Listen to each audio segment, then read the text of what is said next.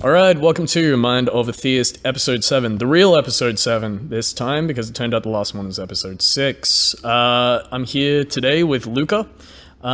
So just introduce yourself, how long you've been a Christian, and what type of Christian are you? Right. Okay, I've been a Christian, I'd say, going on, nearly 10 years now. What type of Christian am I? I guess I'm a Baptist Christian. I guess I would align with Baptist theology the most. Yeah. All right, no, that's cool. Do you want to add any adjectives to the Baptist? So like, Calvinistic, voyeuristic, any of those? Idealistic. Yeah, look, I'm a Baptist, so I hold to the supremacy of Scripture. I think the Bible is the matter of authority for all things in life. As far as Calvinism and Arminianism, I think I would sit somewhere in the fence. No, that's cool. All right, well, let's set the stage a little bit, as we usually do. So, to begin with, what is your understanding of evolution? Yeah, sure, evolution. I think it's a scary word for Christians, but almost like a matter of initiation for non-Christians. Yeah, definitely. For the Christian, it's a scary word because I think it's a bit misunderstood. I would believe in evolution, but not in the full extent that I think many people would. I would hold to that God created people, that they didn't evolve from something else. However, I do believe in adaptations and the microevolution as such, that organisms thrive in their society or in their setting or habitat and have evolved over time to be better at doing that. So it kind of plays in a little bit into the Darwinian survival of the fittest sort of stuff. No, that's that works well sufficiently. Usually I ask what is science, but I feel that's too broad. So instead, how old would you say the Earth is? I couldn't give you a number. I wouldn't commit to the 6,000 year. I feel like that is, that's not giving enough respect to scientific discovery. And I don't believe that's what the text is trying to say or convey. No, that's sufficient. So, can you define God okay, so say there was somebody who comes from a secular environment who has never heard of the concept of God. How would you explain God to them? Well, God is the supreme thing, for lack of a better word. He is before time. He is all-knowing, all-powerful. He will not die. He's never tasted death. Except for in Jesus.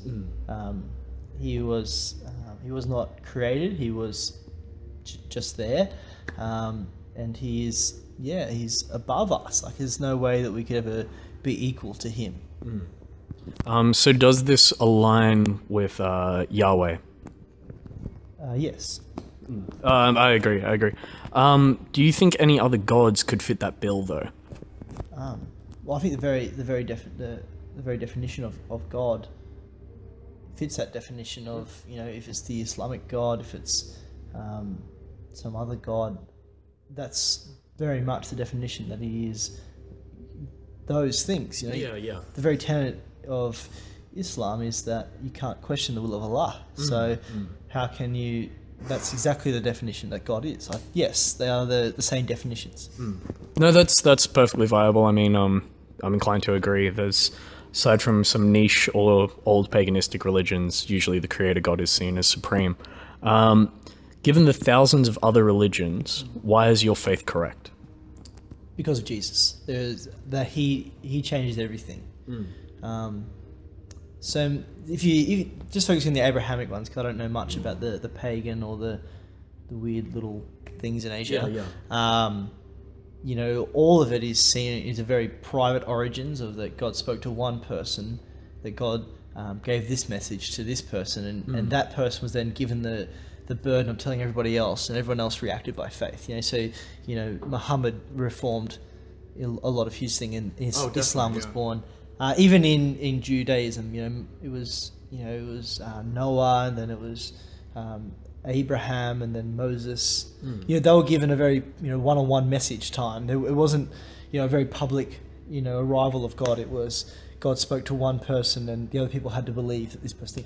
In Jesus, he comes very publicly. He did miracles publicly. He reformed the law very publicly.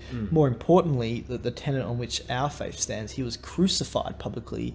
And after he died, he rose again very publicly, not just appearing to one or two, but actually to many, even thousands, before he ascended to heaven. And even that action was a public action. He ascended in front of people. Well, with that being said, I always like to explore this. So there is other religions of that sort of share that in the sense of general revelation, or even a personal revelation in which they may view Muhammad leaving on a white horse up into the skies. We'll stick to Abrahamic, as you said. The same with Elisha and Elijah and things like that. We have other accounts of others sort of being witnessed to do miracle things. There was a rabbi, I'll tell you what, I'm not going to look up the name because I don't want to be Mr. Google, but they assumed he was the Messiah for a while because he could do miraculous things. And that was only about, I think he died in the 90s, actually. But they truly believed. And were willing to die for him and such.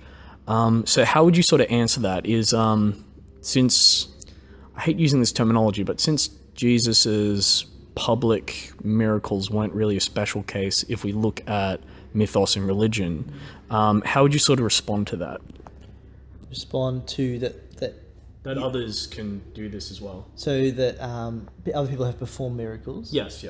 I'm not sure. I believe that Jesus' miracles weren't some magic show anything. He literally had power to do. So I've not heard of these other stories. I don't think I could really comment on those. But if I knew more, maybe if I have heard of the Samaritan thing. So what you see in the book of Acts is very much an unfolding of what Jesus spoke about, in that there would be witnesses in Judea, Samaria, and then to the ends of the earth. Peter goes to Samaria, and they actually already had their messianic thing, and he was ascribed to have been doing miracles, but in that it wasn't by his own authority or power. He was doing this kind of magical conjuring up of power and then doing miracles, whereas in Jesus it's very much just I'm only doing what the Father has shown me to do. So with that being said, how do we disprove one and prove another? So these people truly bought that this Samaritan was performing miracles and all that. Could you... Actually, I won't say could you say, because I hear this is the original sin. But, I mean, not the original sin, the, unforgivable sin. But, could you say that... Or rather see... I'm trying to find the safest way to ask this question, but... how do you prove that Jesus was not just doing the same thing as this person? If they were calling them out, and performing similar things, how do we know that that power wasn't derived from the same source, or rather, from the same abilities?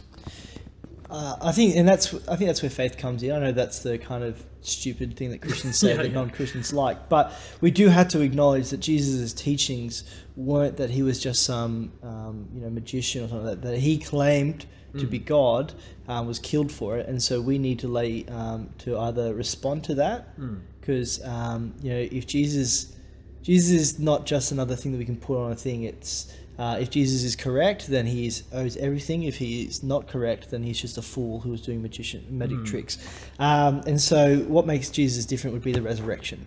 Okay. So I'll tell you what. I mean, there are some other figures that were resurrected over time, but I think if we jot it down to faith, I think that's a sufficient response.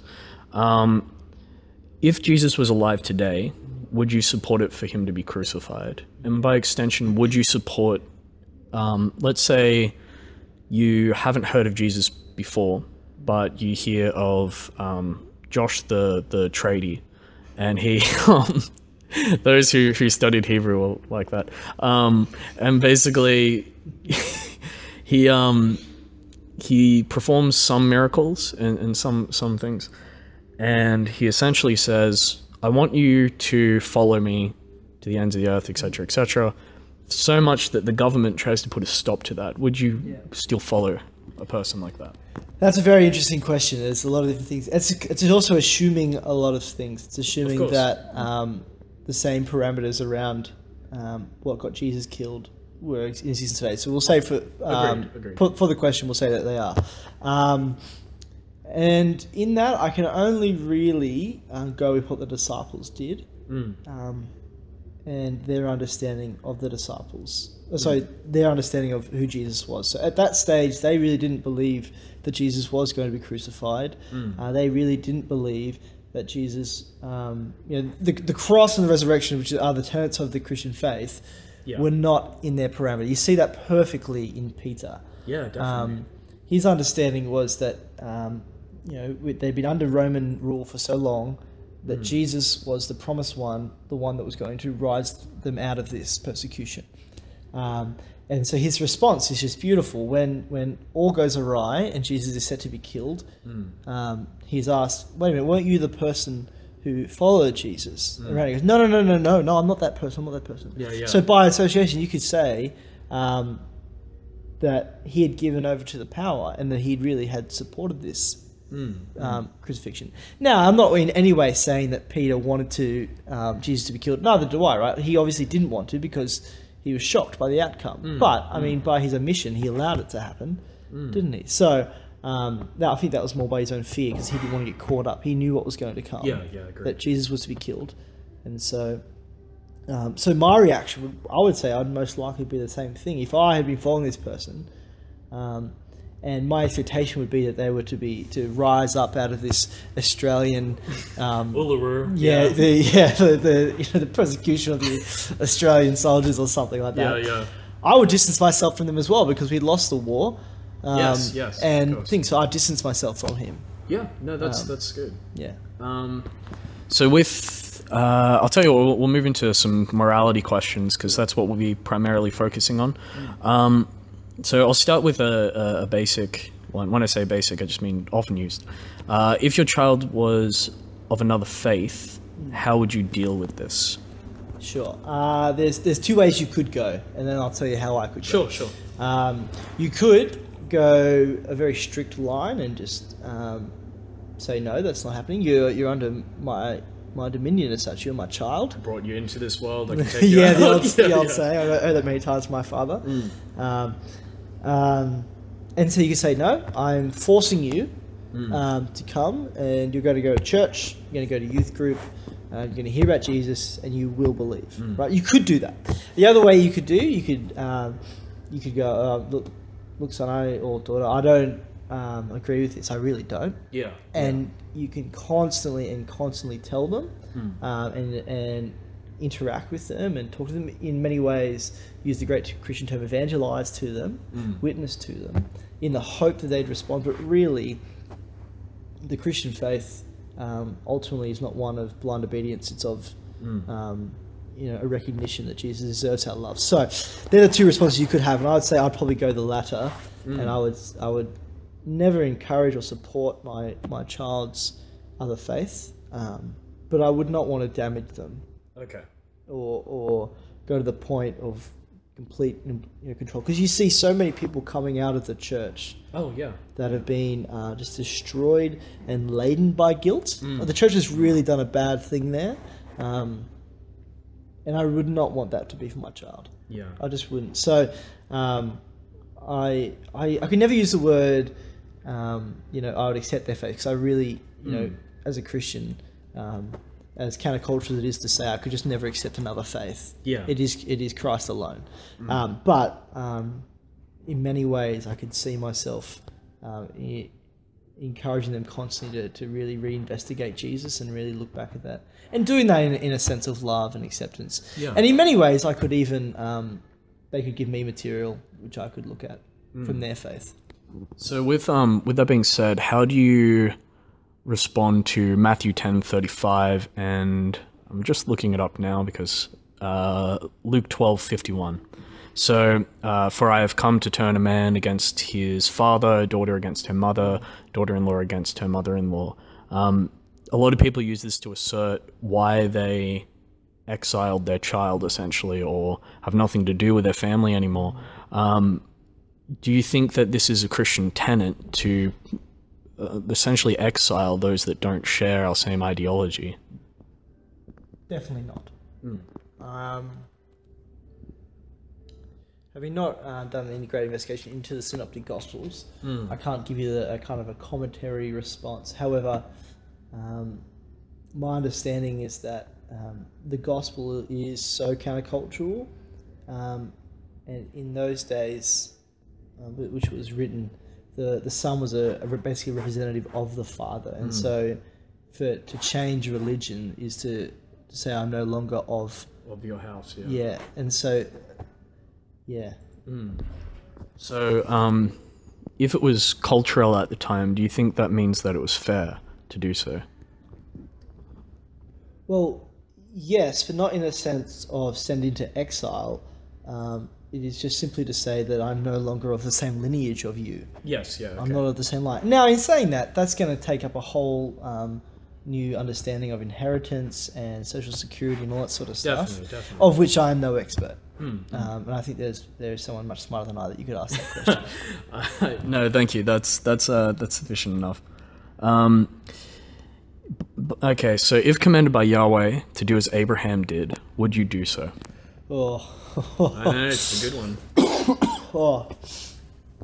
It's great because we know how the story ends. Yes. So in that sense, you could say yes. However, gosh, how can someone so simplistically say yes? You know. And I think we see Abraham even do that. I mean, he isn't really thrilled. No. And I'll get to the question in a second, but I always think that would just be the most awkward walk home between, Abraham and Isaac. Just like, the great Family Guy skit hits that one quite poignantly where, he says in much more affectionate words, what the heck was that about? Yeah, exactly. It's beautiful. It's fantastic. It just captures the moment. Look, I can't honestly give you an answer. I really have no clue.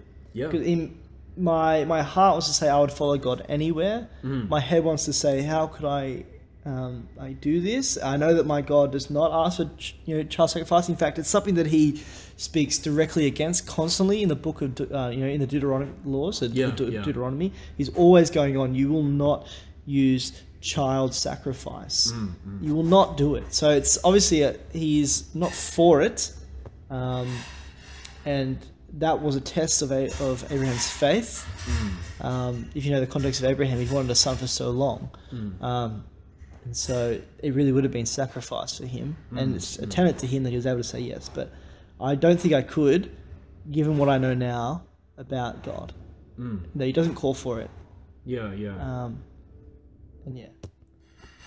No, that's a good answer. So, moving to... You have to excuse my sickness. No, that's fine. It's coming up to the exams, and so I think a lot of people are getting either psychosomatic sickness or just getting less and less immune. Okay, so God condones quite a few things, but seems to advocate slavery in Leviticus and a lot of the laws. Now, a lot of preachers will say something like, well, this is, a meaning of a slavery to sin. But immediately after saying this, he seems to go into the process of how to buy and trade slaves. So it's kind of hard. It's kind of a leap to say, oh, no, it was a metaphor. Paul doesn't even seem to brush this off. So does this mean that slavery is okay within the context of the Bible? If we look at things like the American Revolution for rights and whatnot, we actually see that a lot of Christians use these verses to advocate slavery.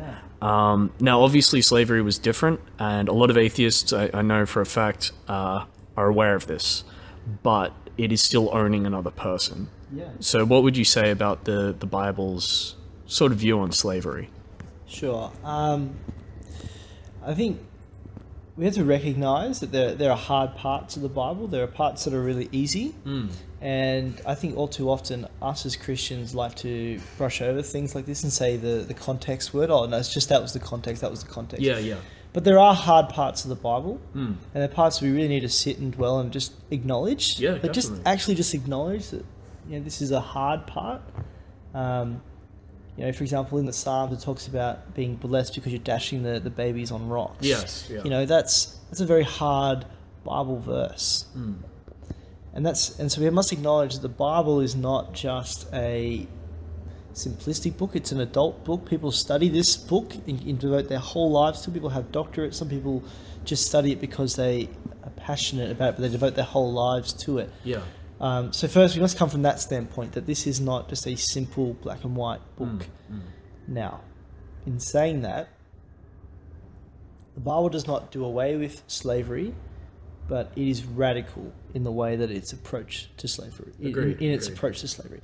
In that, for Deuteronomy, for example, you have a repeat of the Ten Commandments, and so you've got the Ten Commandments in Exodus just after the people had escaped Egypt and crossed the Red Sea. Yes. And then, after so many years of walking through the desert, that generation had in fact died, and there was a new generation of Israelites, and so they needed to hear the law again. But what's interesting is in the Ten Commandments in Deuteronomy, there's a very much a slave or inhabitant focus of how do we treat slaves ethically, because very much so, slavery was not an ethical choice back then. Yes. Slavery was not this, oh, should we or shouldn't we? Slavery just happened, you know. Now in Deuteronomy, it talks about in those things, it actually has rules regarding the treatment of slaves, and that's completely different to how other ancient Near Eastern religions would have treated their slaves. So they've got rules about how much they are to be fed. There's rules. They have to hear the law as well. Yes. Because these people are still the people of God. You know, they're still Israelites, so they still have to hear the word of the Lord. That in itself, given the context of the you know, the Old Testament and the people of God and that sense of theology, is a powerful thing in itself, that they actually are still allowed to have access to God. So there's treatment of slaves in that sense. But then also when you get to Paul, he's the work and power of Jesus is so adamant in this clean, unclean culture that he has this brilliant statement where he says, I think it's in Galatians 5, or I think it's 5 verse 3, where he talks about, you know, for there is no longer slave nor free, but one are in Christ in Jesus. To be in slavery was to be the most disgusting type of human in Israelite sin, but here, under Jesus, they are brought up and they are equal. That is, it's not as though they're not slaves anymore, but they are considered one with other people because of the work of Jesus. And so slavery in the Bible is so radically different to the type of slavery that is around. But they're still slaves. They're still, so it's still one person owning another. And you can't do away with that. Now, there have been many reactions to slavery. Like you said, there's a civil rights slavery. But there's also other Christians' response to things. So, for example, William Wilberforce, one of the most famous great reformers of slavery, you know, in the 1800s. And he wasn't a Christian. He actually came to faith for reading about the effects of religion and the origins of religion. Like, that's just the weirdest. It's an interesting one, yeah. But that's how he came to faith, and he was very challenged by the effects of slavery in society. He said, surely this is not what my God desires to see. And so he used his power as a politician to change that. And so I think the unfolding story of grace and of Jesus is that we are to oppose slavery. No, that's interesting. So a lot of I haven't got this question written down, but I'll try to phrase it in a way. A lot of atheists view being in servitude to God as another form of slavery. So how to put this? some interpretations of heaven say that the only thing that we will remember is Scripture and Scripture alone. So essentially a mind wipe, and all you do is praise God day in and day out. This is somewhat akin to slavery and not much of a reward. So with that being said, well, how would you respond to somebody who would claim that Christianity is slavery? I'd say it is. There's a great quote. I can't remember who it's by. I do believe that it's by the great Christian Spurgeon, or it may even be someone else. We'll go with it. We'll go with. He said a lot. He said, may as well have been. It's my favorite cigar, beer drinking, toting. Exactly. Just mad dog. Anyway, he had this great quote. He says, there's no such thing as not being a slave. You are either a slave to sin or a slave to Christ. And I know which one I would rather be. So yes, I am a slave to Christ, but I have the greatest master of all. And in that, I've found great freedom. What heaven looks like, I can't tell you. I don't know. I've not been there. Yeah. But if I'm a slave to Jesus, then that's the best thing I could ever think of. And so in the context of modern day liberation and freedom and all the great things of this world, the Bible talks about everything being permissible but not everything being beneficial. There are so many things we can do in society. There's so many things that we can now do that are considered to really be free. But I would say that you're not really free at all. You know, there's, like, for example, getting drunk.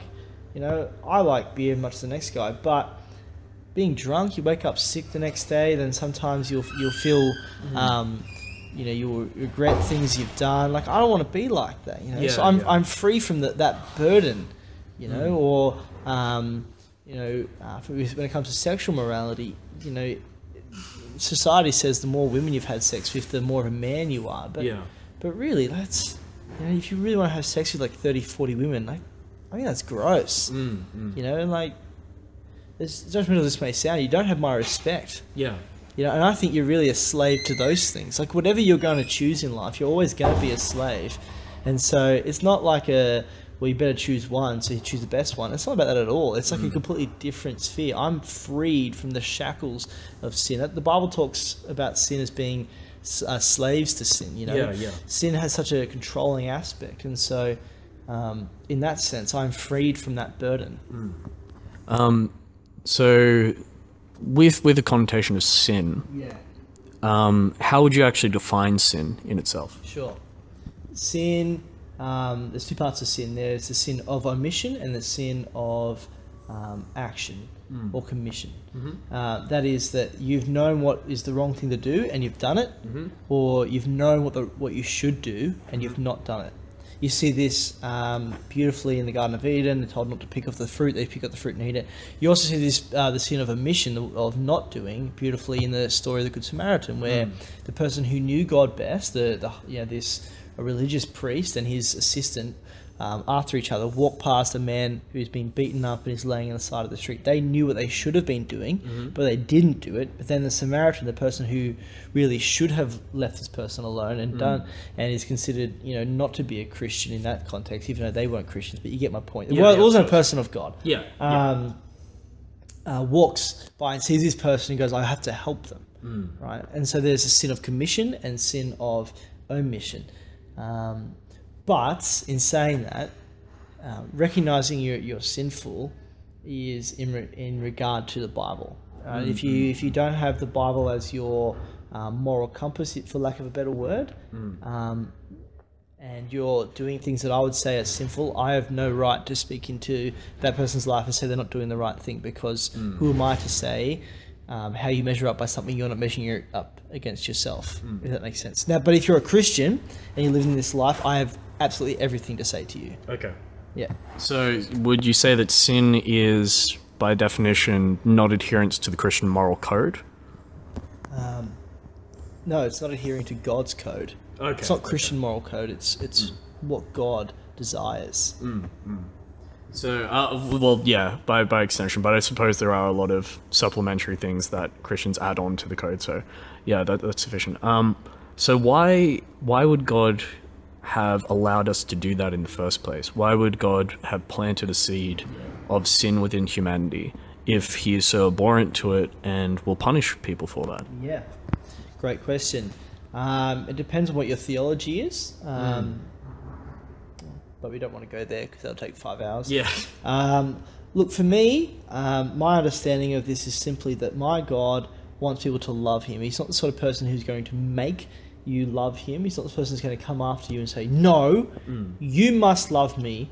And, you know, in the same sense that when we're talking about my son or my daughter being a non-Christian, I'd force him to come because they're not going to want to do it.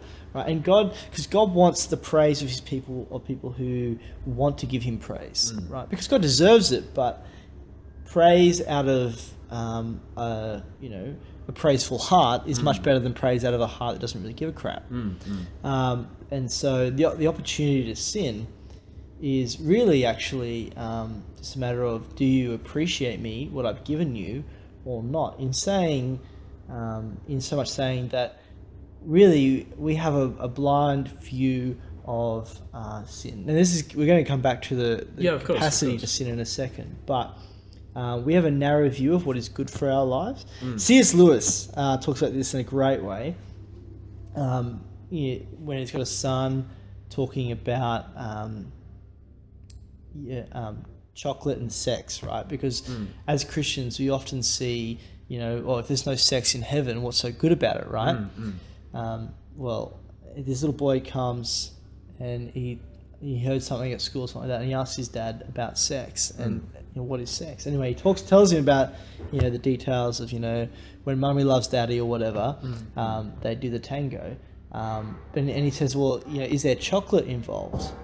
And the dad goes, well, no, not really. Now I'm not going to go into the weird fantasies that some people have and they have chocolate, whatever. But he talks. He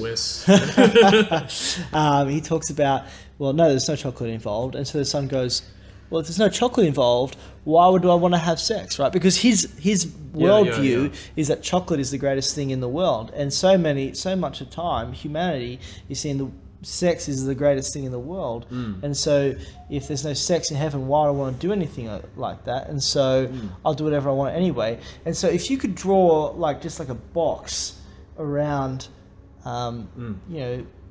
of what you can see and what God has given you, right? It's a large box, but sin is basically saying, well, this box is not good enough for me. I want more. Yes. And so I'll go outside that box. So that's sin. And so the opportunity for humans to sin is simply the recognition that God gives us a choice, and says, you can either love me and serve me, or you cannot. And there is a punishment for not. Yeah.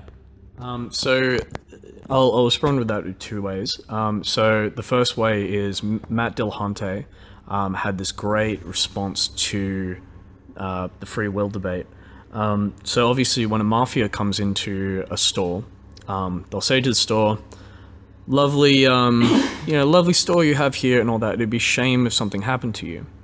If the person doesn't comply with the mafia's wishes, the store will be destroyed and broken up. When the police come, the mafia then say, well, we didn't threaten them. We just said it would be a terrible thing if something happened. So in the same way, Matt sort of alluded to this as the same way as God works. He comes down and says, what a nice life you have here. You should love me. And if you don't, something will happen to you. But remember, I'm a God of love. So with that being said, do you feel that's an equivalent, or is it really love if, for instance, if I had a girlfriend and she didn't love me, if I put a gun to her head and said, love me or I'll shoot, is that love? Is that actual love? Or is that tyranny, as Hitchens and Dawkins would have put it? Sure. The gun to the head thing, yeah, sure, tyranny. The mafia thing, I want to go back to there because that's a great analogy and it's a great way of thinking, but it misses one thing. Very much so. When you look at, say a person who's under that kind of racketeering thing, sure. But what the difference with God and this mafia analogy is that it leaves out the fact that God created us, that God loves us, and that God loved us so much that he'd send his son to die for us, to die for our sins, because he recognized that we were powerless. And so it isn't so much about making people align with him to be saved. It isn't so much about, it's a great life you got here, it'd be a shame if I gave you all these rules to live by. Yeah. No, not in any way, shape or form is it that. It's saying, hey, look, I am your God. I've created you. I love you. I have recognized that you are powerless to your sin. And so I have sent my God. Oh, sorry, I've not sent my God. I've sent Jesus to come and to help you out on this. Respond to that message because I love you, because I know what's best for you. For I am God, you are human, and love me. If you don't, well, there's punishment. Now, in saying that, God does not do that with a grin on his face. Okay. God's not smiling as people are sent to heaven. I can actually imagine God in the creation purpose, as he is creating someone, knowing that this person will never respond to his love. I can imagine him crying and lamenting about the fact that he's going to have to send this person to not be with him. No, that's so why, with that being said though, why would he create them in the first place? If it hurts him so much to create something just to tarnish it, just to throw it into a fire, knowing full well that there is no redemptive quality of that thing, why create it? Obviously, if God is omnimax, if he knows everything, can do everything as well, that's a key point to this. Why create them? Why not just make them love him? That's a great question. It's a hard question, and it's not something that you just want to give a one-line answer to. Of course. Now, I'm not sure. That's fine. That's good. But I do think that in his grace, he gives us this life anyway. And I think he gives everyone the opportunity, even though he knows, to respond. In saying that, though, the sending of hell and the sending and creating someone purely to die, if it were, there are many different viewpoints on what actually happens when you get to hell. Yeah. And I'm of the opinion that hell is not a place of, like, you get up on the meat hooks and someone's whipping you and thing. It is a place where God is not. Right? So more of a Sheolistic sort of viewpoint? Well, what it is that the world today is still given over to general revelation of God. The fact that we have structure, that we have time and days, that we have science and physics, that is because God is still present and in amongst this world. We still have his revelation and some sense of his presence in the world. When you go to hell, it is a place where God cannot exist, because hell and God do not align. It's like putting a picture of what it would be like. It'd be like if you had 2 glasses of clean water, and you grabbed up like a big old, even just like a hard poo, like a white dog turd, and you put that turd in one of the glasses of water. You wouldn't want to drink that water, right? Yeah. But then you used your hand that you just touched the poo and touched the clean water, the other one, right? You still wouldn't want to drink that water, right? Yeah. So it is with God. He cannot even come close to the taintedness that is sin, right? And so hell is literally that place, right? And so it's not a fiery, thing. Although Jesus uses the analogy that they'll be thrown into the fire, basically to be destroyed.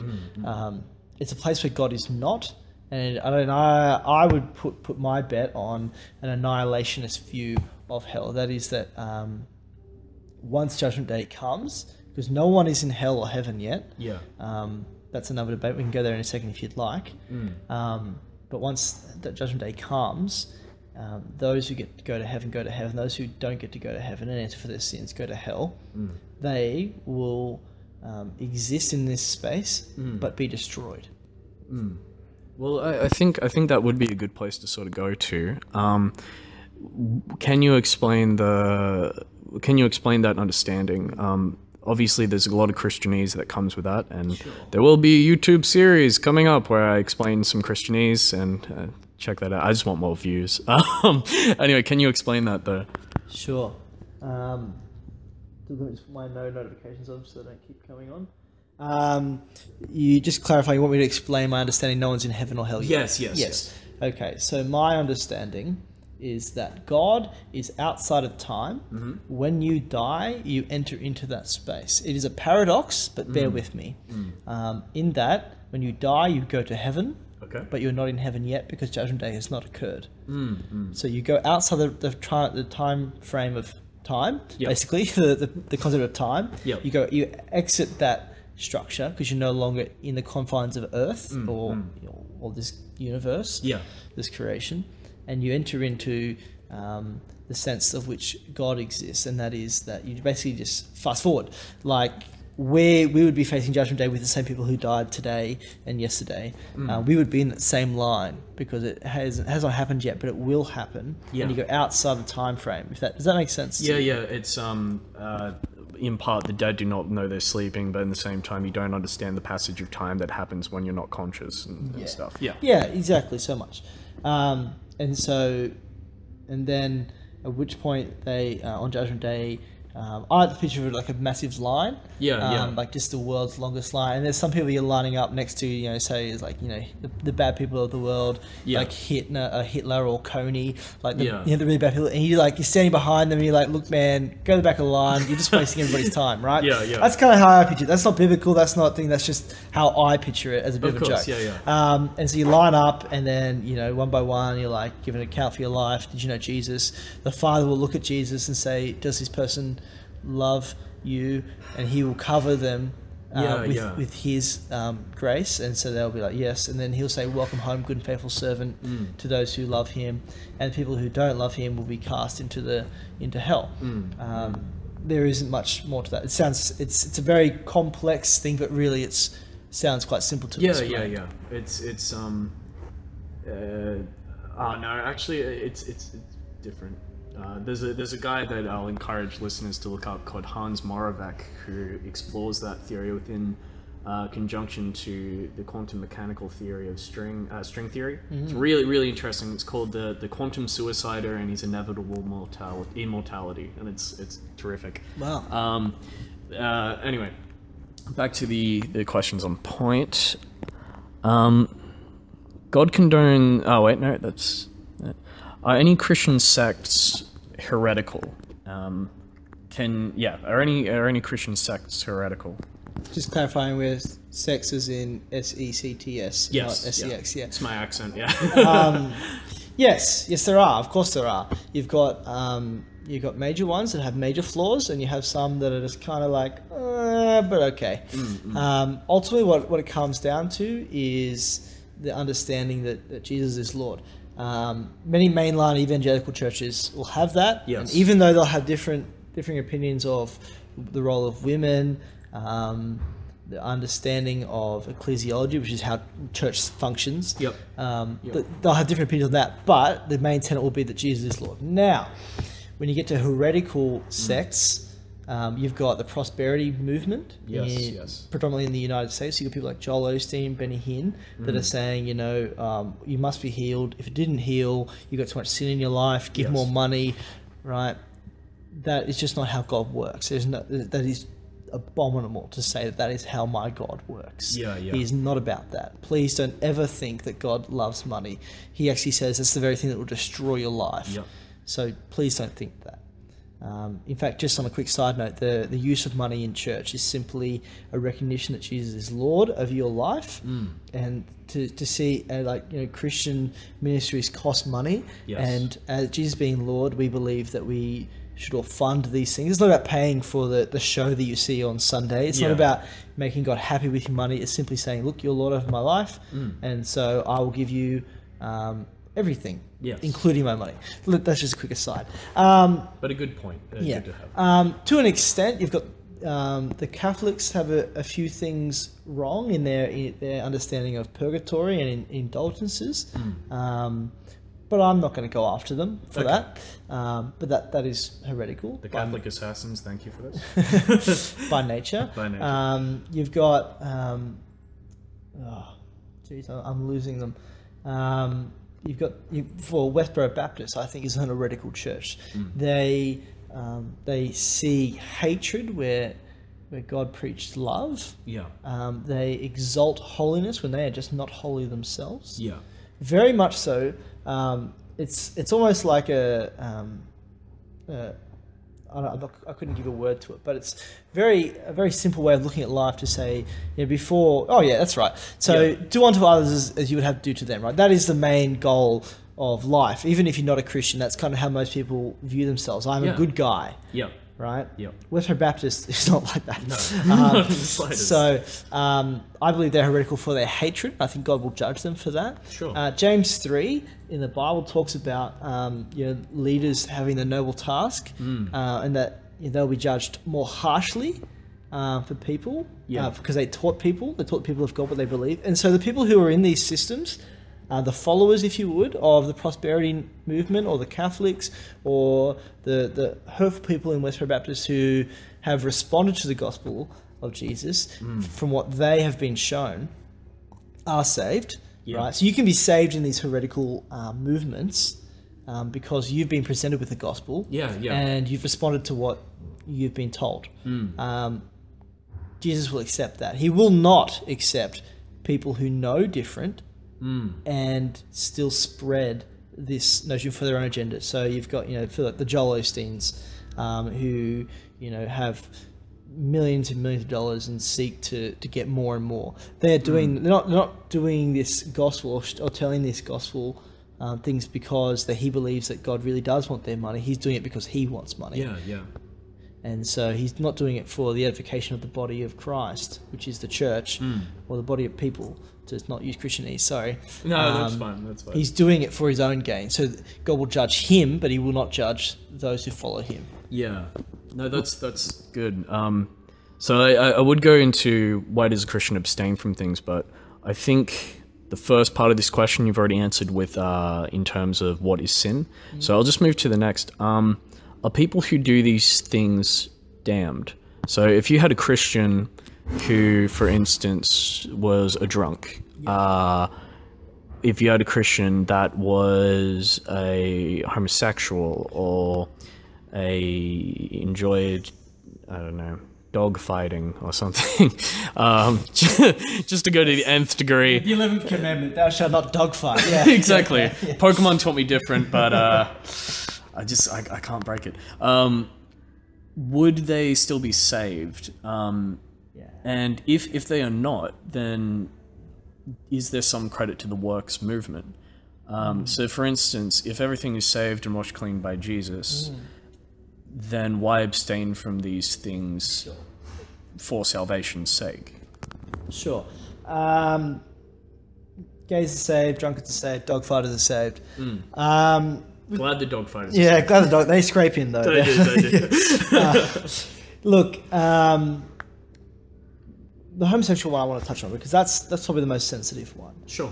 There are people who have struggled with their sexuality, and that I know many people who are Christians and have just always asked, why me?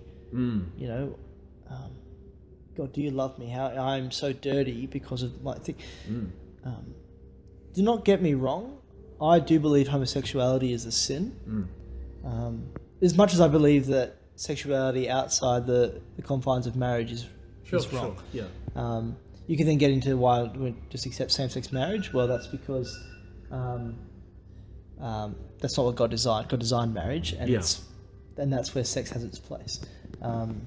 Now, the act of homosexuality, that is homosexual acts, is a sin. Attraction to another human being of the same sex is not a sin. It's the same way in which I may see an attractive woman and lust after, although lusting is a sin, but being attracted to. I'm getting lost in my own counter. No, it's alright.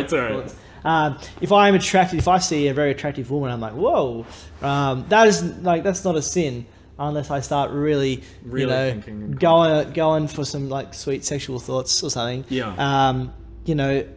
For a man to be attracted to a man or a woman to be attracted to a woman, like it's fine. You're attracted to what you want. I mean, if you're attracted to a fridge, that's great. It's a good looking fridge. Yeah, it's a great looking fridge. Stainless steel. Exactly. And so yeah. Why abstain from sin? Why? I think because I want to do what my God tells me to do. I'm grateful for my God. My God knows better than me. He believes. I believe that He is God, and He has said, "Look, this is what is best for your life." So I'll do that. Am I saved by doing the right thing? No. I stuff up all the time. Please don't think that I'm sitting on some moral high horse. I don't want to get into the great sins of my life, but don't get me wrong. I do bad things. Those who need to know. Now, I really do want to nail this one. Sure. Of faith and works. And once again, the book of James does a great work on this. Lack of pun, doing a great work there. That is that we are saved by Jesus through grace alone. Yes. There is no other tenet. That's where the Catholics get things wrong. They believe that you can continue to earn your salvation through works. However, if your salvation has no change in your life, shows no great fruit in your life, then the question must be asked, are you actually saved? Yes. Is God at work in your life, drawing Him closer to you, bringing and showing Him more of you, showing you more of Him? Sorry. Because if not, then the question really must be asked, what are you doing? Are you saved? James says, faith without works is dead. You show me your works, or I'll show you. So you tell me about faith. I show you my faith through my works, what I do. I'm a Christian because I do this, right? When I feed the poor, I don't do that out of a great deal of empathy or sympathy. I do that because my God is sympathetic and empathetic to these people. If it was only me, I'm a greedy person. Yeah. That's very true. But because my God is not he's not greedy, but he's compassionate. I am compassionate. All right. Well, I think I could go on for a while longer, but I think that we're reaching the 40-minute mark now. No, please. So I'll keep going. Okay, excellent. I just didn't want to take up too much time. If God is the creator of the known universe, the great creator, I'm going to rephrase this, but thank you for the person who sent me this. Why is it that he cares whether I want to, well, just say whether I want to jack off or not? Well, I'm leaving the rest of it out. Yeah. He doesn't that much, I'll be honest. He does care about the objectification of women. Okay. And the sexualized culture. Okay. But he does not really care that much about the, stressful release of, the act of masturbation. But he does, because, let's be honest, how much can you really masturbate without thinking about a woman, or if you're whatever a woman does? I don't even know what that weird creature does. Mark Driscoll, who's a bit of a sexist preacher in the US, said if you're masturbating to something that isn't a woman, then you just must be gay, right? It's pretty hard to masturbate to something that isn't a woman. So he definitely cares about the objectification of women. Yes. And that is where our culture has gone. The use of porn, which is my great area of research, has... I mean that in the actual I've not just been sitting down watching copious amounts of porn. I've actually the experiments show. This great research into whatever. The effects of porn have seen mostly men, but women as well, failing to distinguish between the human and the object, that is sex. And often they forget that there is a human with a brain and thoughts and actions and opposable thumbs. Yeah. They see body parts. And God cares about that. God does not want to see his creation turn into objects and created things. Yeah. No, that's good. Does that make sense? Yeah. So when it comes to porn, it is not a real representation of what sex is. It is not what God desires. Yeah. You know, porn is often addictive in nature. If you want to go down that line, I can answer some more questions around porn. Yeah, sure. And it is not God's design. That's why God cares if you're masturbating to cartoons and such. Yes, which is the original question, by the way. Well, let's explore that a little bit. So why would God create you with these urges if he condemns you so greatly for carrying them out? Or rather, if viewing each other with this sort of lens of being an object, why allow us to have those thoughts in the first place? Why implant those urges to us? Sure. That really comes back to the notion of the doctrine of sin and depravity. Yeah. That is that we, have powerful minds.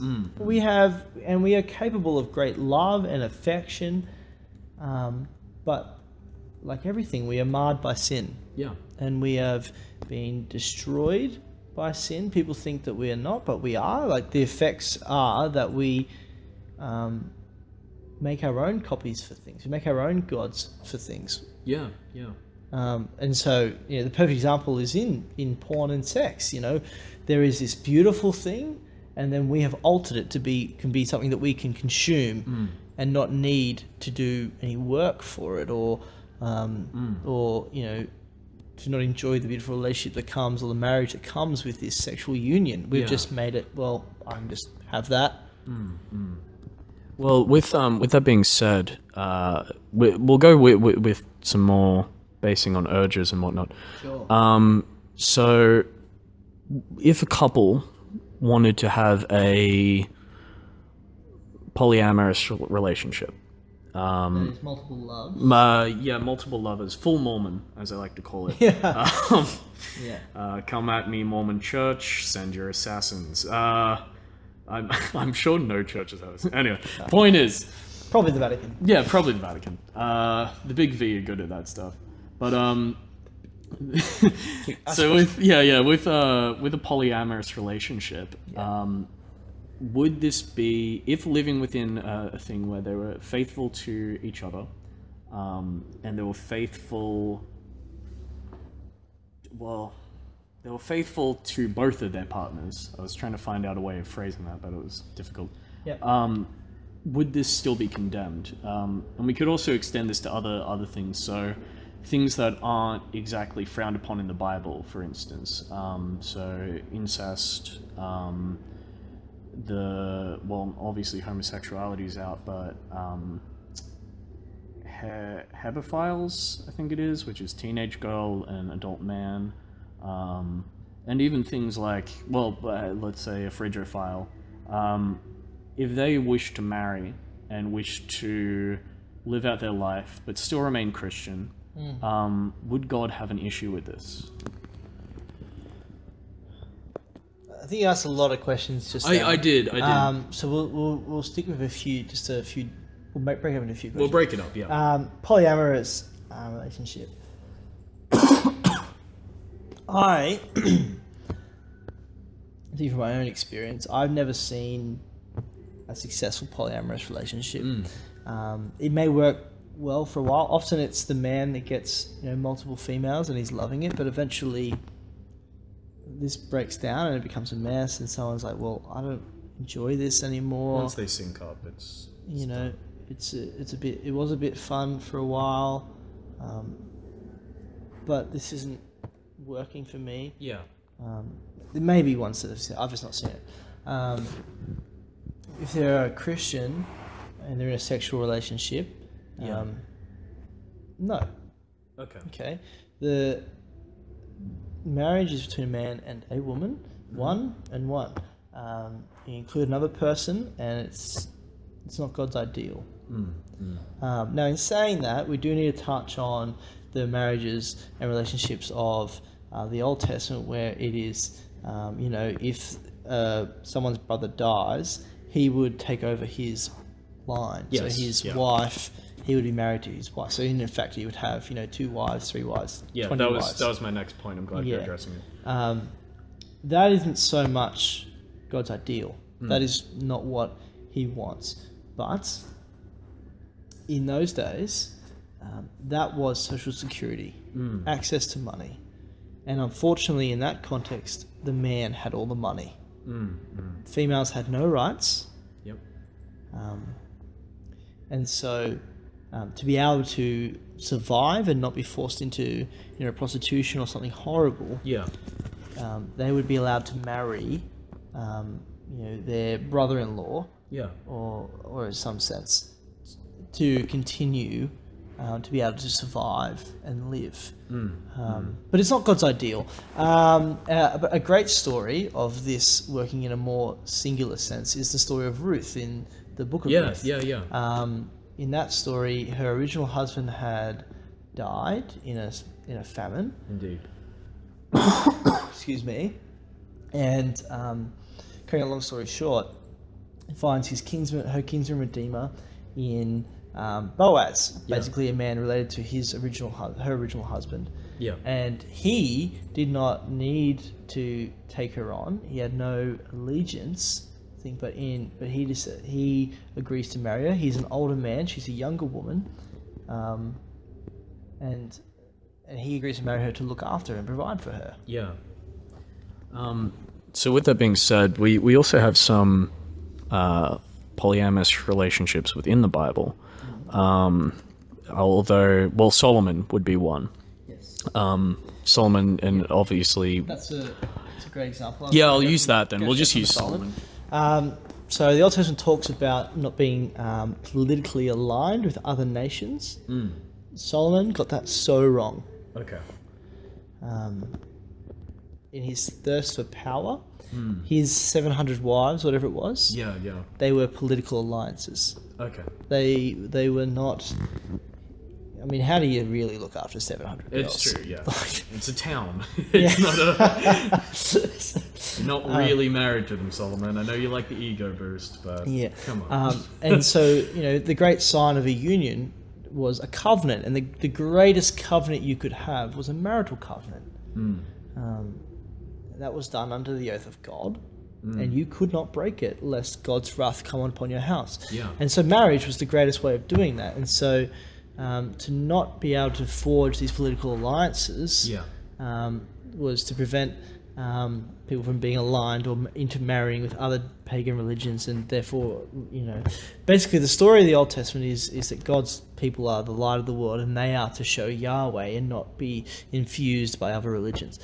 So in Solomon's case, he is thirsty for power, and he marries hundreds and hundreds of women to be aligned politically with a bunch of other nations. No, that's a good answer. So we'll move into the next part of the question I asked is, what about people like hebephiles, right? Which is an attraction to, I think it's, I don't know, obviously I haven't really researched this much, but I think it's like 15 years old plus, maybe? It's something like that. But anyway, so near the legal limit, but not legal. Would a Christian family approve of that? Well, not a family, but a Christian society approve of that? Look, I wouldn't. I mean, we are bound by our laws here in Australia. There are other laws that say other things, but I can speak from our context and say, look, someone who's like 19 date a 15-year-old, it would be weird, it'd be a bit grotesque. But it could work. I mean, that age is not a big a deal when the person's 25 and the other person's 30. Of course. However, they're in no circumstance can they wed. No. Okay. Sure. What about we'll explore the other situations. So, let's say, actually, I think that's sufficient for the others. I mean, I could go into things like pansexuality and bestiality, but I'm sure that your answers sort of cover that. Is no. So Well, asexuality does interest me actually. It's probably the one in this new age world, which one that does confuse me. As a 22-year-old, I'm still very much confused by all the different things out there. But asexuality makes sense, really. I mean, sometimes you're just not really attracted to anybody. Yeah. That's okay. It's all good. Yeah. Probably easy for them. Yeah. So with that being said, we'll talk about sort of premarital sex. Sure. I think that's a really important thing, especially for young Christians and young atheists as well. So one thing with premarital sex, I'll make it two parts. The first part, why adhere to that? Yeah. And the second part, I'll tell you what, we'll move to the second part afterwards. The first part, why adhere to such a thing? Sure. Or as always, when adhering to any law or commandment or whatever you want to call it in the Bible, it's always whether you agree with the Bible as your source of authority or not. So if you're not a Christian, I have nothing to say or command you not to do anything, whatever. However, if you're a Christian, then the Bible does not actually really have any real reference to say that you should not have sex outside marriage. In fact, there's no real verse. There is something in Song of Solomon, but I couldn't give you the exact verse. But there are so many, extra biblical things. One is it just makes things simpler. If you are dating, and you break up, and you've had sex, it complicates things. There's no way you can get around it, whether or not you're a Christian or not. It does just make things more complicated. If you've not had sex, it's simple as just, okay, well, look, that didn't work out. We had an exploratory meeting, as it were, and it didn't work out. Oh well. But sex is a very personal thing. You really are revealing yourself. Plus, I do believe that child birth and having a kid is the place of marriage. Definitely. And so, I mean, from those things, you really can't give a great Christian answer as to why, except to say these are beneficial reasons for living. Except to say that, as always, the notion that a man shall leave his wife and then a man shall leave his family and be with his wife and be united as one. There will be one flesh. That one flesh is a sexual union. And so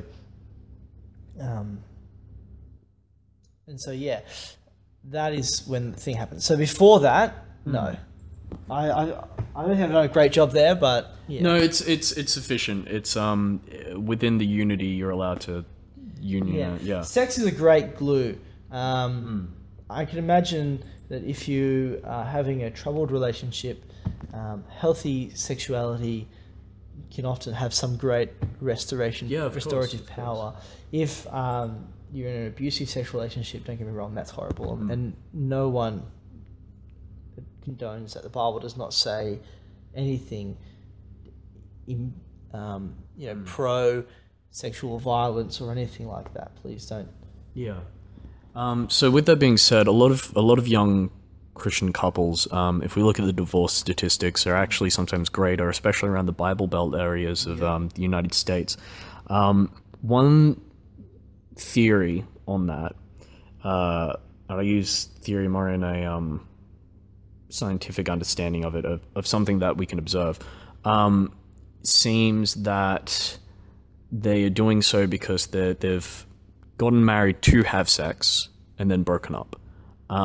With that being said, is there any danger with the premarital sex aspect of Christianity in the fact that people will get married and then sleep together and then realize that it wasn't love but infatuation or a rush? So the dangers within that as well for others who Actually, we'll keep it to marriage, but obviously this would worry some others who, say, couldn't find a wife or couldn't find a husband if they're not being right with God and whatnot. Especially if people have been, offered and they've had to turn them down and leads to depression and whatnot. So how would you sort of respond to those stats? Yeah, if you are getting married to have sex, you've got the wrong understanding of sex. You don't get married and then have some free hall pass to sex. Marriage is not about sex. Yeah. Sex is a part of marriage. Marriage is not a part of sex. It's not the end goal of marriage. Yeah. It's just a great benefit to a high calling. It's like this. It's there are rules to relationships and there are rewards to relationships. And as the rules get higher, the rewards get higher. So, for example, if I don't really know somebody, I don't really get any benefit from them. Like, I'm just kind of whatever. But I don't have any rules that bind me to that person. So, for example, if I see them on a bus, I don't really know them. It's just us two. Right? I've never met this person before. I have no, social norm that tells me that I have to sit next to them on the bus. In fact, if I did so, it'd be really weird, right? If I was really, really good friends with them, right, and they're still, there's some benefit from that, right? You can borrow money or whatever, but you get on the bus and I don't sit next to that person. It's now weird, right? It's actually now weird to not sit next to them. Yeah, exactly. Right? And so the rewards to a relationship get higher as the rules get higher. And so it is with marriage, right? When you're dating, it's great, everything's fun, but there's no real rules, right? So there's, you don't have to speak to them every day. You don't have to share your money with them. You don't have to take them on dates. Don't get me wrong, you basically wouldn't be a very great boyfriend if you never taken your girlfriend on a date. But there's nothing that tells you this is what you have to do, right? When you get married, you have to share your money. You have to live with this person. You have to find a way to coexist with this person who's just as messy as you are. But the rewards get higher. You're now able to have sex, and sex is great. I'm not speaking from personal experience here. I'm not married myself, but from what I hear, the reviews are pretty good. So as the rules to relationship get higher, the rewards get higher. And so the place of sex is really just, I have a great relationship with this person, and so I'm able to. All right. Well, we'll move into two sort of, they've almost become standard questions within these interviews. The first will be the Epicurus quote. Have you come across that? No. Okay. So Epicurus and the Epicurean movement Epicurus was a philosopher, and he was a great atheistic philosopher. Some will argue deistic, but we're not here to talk about Epicurus. And his quote was this: "Is God willing to prevent evil but not able? Then he is not omnipotent. Is he able but not willing? Then he is malevolent. Is he both able and willing? Then whence cometh evil? Is he neither able nor willing? Then why call him God?" So do you have a response to that quote? I can break it down further if you'd like. No, I do, but it's rather long-winded, so bear with me, okay? That's fine. I believe that God is both willing and able to do away with suffering, and he is going to. So, there are many, like every great religion has to have a response to suffering, right? Yeah, sure. Every great religion. And we'll stick with the top three of the day. So Buddhism, Islam, and Christianity, right? Sure.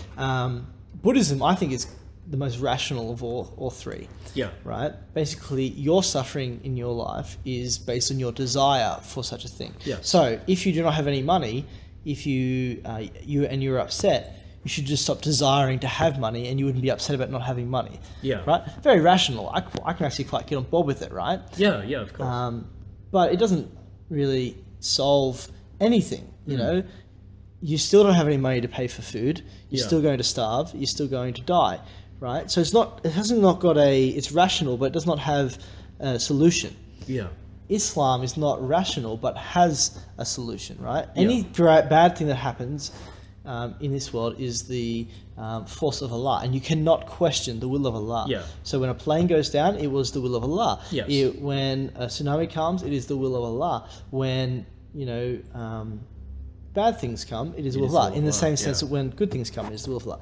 In Christianity, we have the unfolding story of Jesus. Yeah. Right?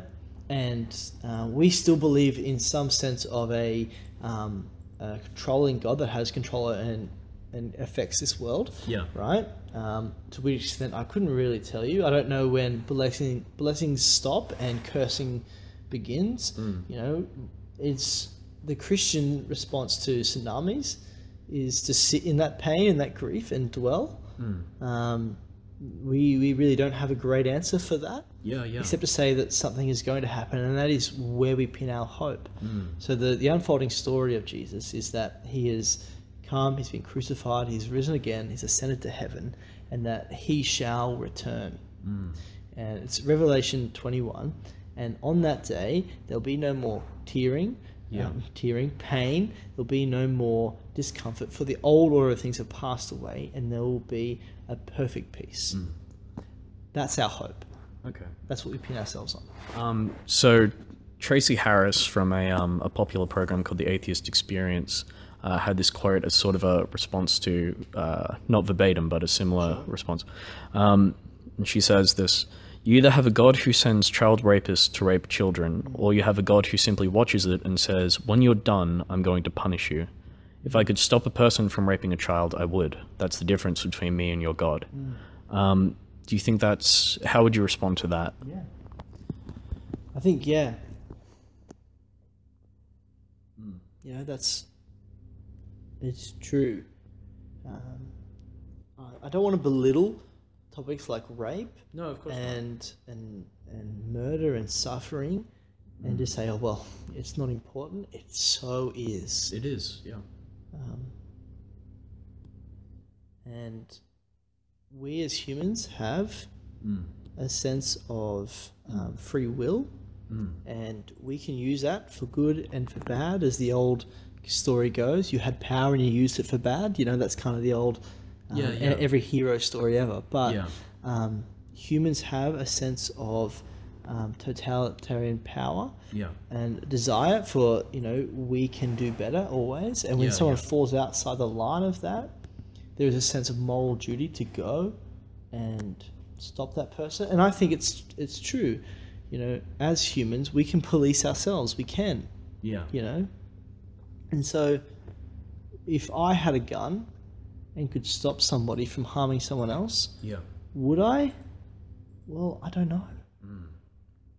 You know, I don't know if I, in that moment, could make the decision to stop someone with a gun. You know, it's the old story. If you could go back in time and kill Hitler before he had done all the bad things. Great thought experiment, though. You know, how would we know he was going to do all the bad things? You know? Now, in that, I really don't believe that, you know, if someone's being trialed and convicted of, say, murder, you know, I don't believe that God wants the capital punishment anymore. You know, in the Old Testament, there was the stoning. And the stoning was a very public event. Nowadays, with medical execution, it's very much just a private, we flick a switch and you're dead. Back in those days, for someone to accuse someone of a crime punishable by death, that person had better been sure, because that person would have had to throw the very first stone. It's something Jesus picks up on later. Definitely. But I don't know what I would do in the face of evil. Sorry. Well, with that being said, if God is Omnimax, then he already knows the outcome of this thing.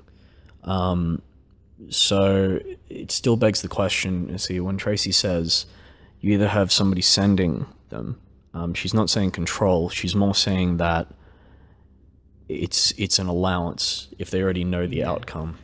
Why doesn't God just pull the plug, you know? Yeah, exactly. Yeah. Can you ask any question? Yeah, well, the question is essentially that. If God is Omnimax, how does that relate to free will? How does that relate to the... how to put it?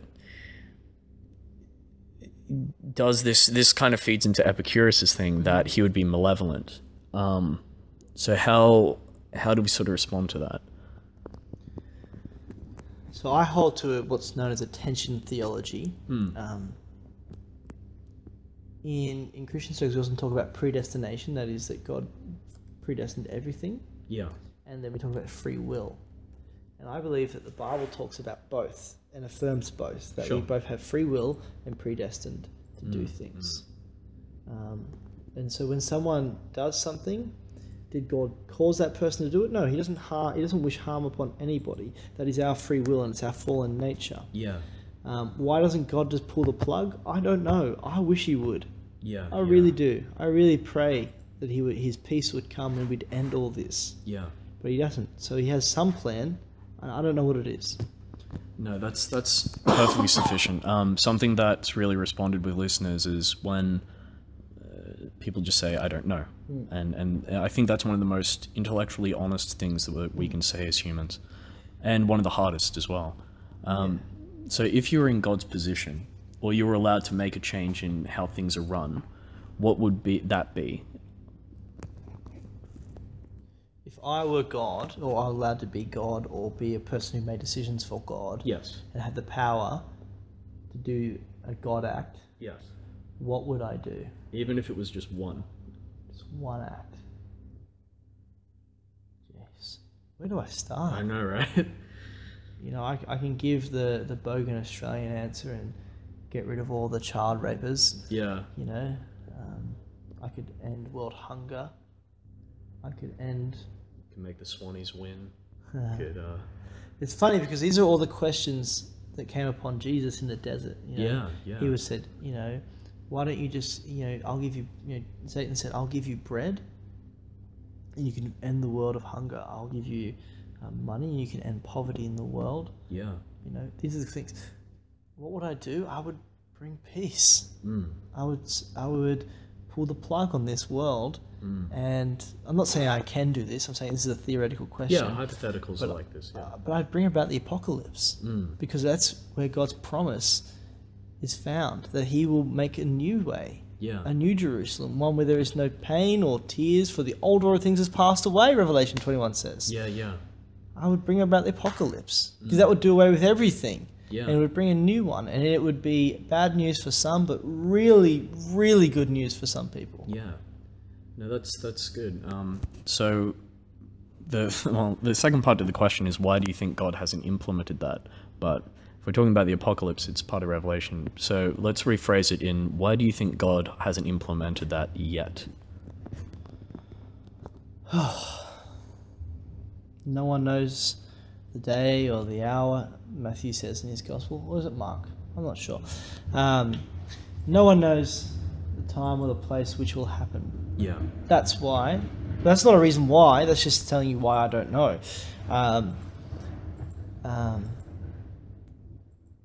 It must just be that that there is something that is coming that God is waiting for.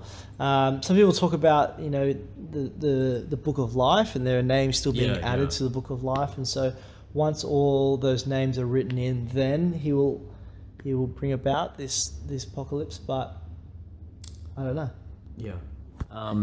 Revelation stuff, apocalyptic stuff, end of the world theories, these are big topics and topics.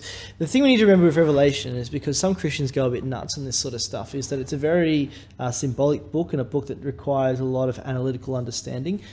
For someone to take definitives out of a very symbolic book is often questionable. So when someone, you know, is talking about definitives, you have to start talking about them being crazy. Now, I must say that in that, the question then must be asked, well, how can I take the definitive that Revelation 21 is a definitive? Well, because Jesus said this is what's going to happen when he was alive. Yeah. All right. Well, we'll end with a lighter question. One of my favorites. Can God make a burrito so hot that even he cannot eat it himself? All things are possible for those who believe. There you go. All right. Well, at the end of these, I like to ask if you want to plug something, or if there's something you might want our atheistic listeners to listen to, even our theistic listeners. For me personally, I'll plug something from the atheist point of view for our theistic listeners to sort of look at and evaluate. Yeah. Look, there's many things I could give you the just read your Bible. Yeah. But look, where's a great place to start for a non-Christian or an atheist person if you really want to go for that demographic? Yeah. Where's a great person? It's to look at the resurrection seriously. To investigate this resurrection of Jesus, because that's the linchpin of the Christian faith. 1 Corinthians 15, that's Paul literally says that without that, if Jesus did not rise from the dead, even though he was God, if he did not rise from the dead, he is not more powerful than sin and we are doomed.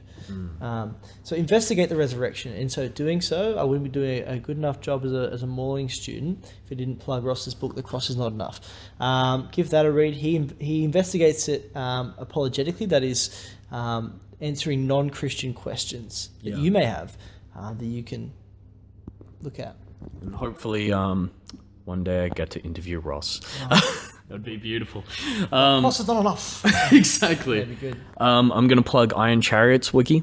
Iron Chariot's wiki is, I've actually mentioned two names here, is Matt Dillahunty's site in which he goes through atheistic positions and theistic positions on the proof of God, but does it in an unbiased source. So for instance, he'll go through something like the Chariots of Iron, and will show apologists' reasonings for this, and atheistic responses, and then theistic responses to the atheistic responses. I think one of the pages I got to, I had to stop scrolling because it just kept going back and forth. Another thing I'd like to plug for Mauling students who are listening is next semester, in semester 2, I'm going to be running a group. Maybe I could get it as a GSF, we'll find out.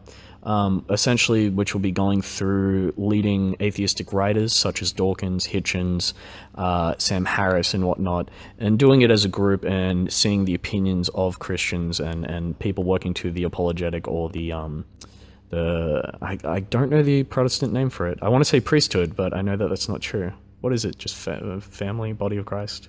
The priesthood of believers, body of Jesus, body of the church. As well as that is the group would be introducing how to debate, what a debate actually looks like, and how to formulate, sort of looking at these books objectively without. I know some people are afraid to do so, and if you are, that's fine. I just say come have a look. We're going to do it as a group, and it should be able to help you understand what these people are saying as opposed to just reading refutations. Just email me at mindofthetheist@gmail.com and we'll get to that. Anyway, Luca, thanks so much for sitting down with me. And yeah, thank you so much. Is there anything you want to say?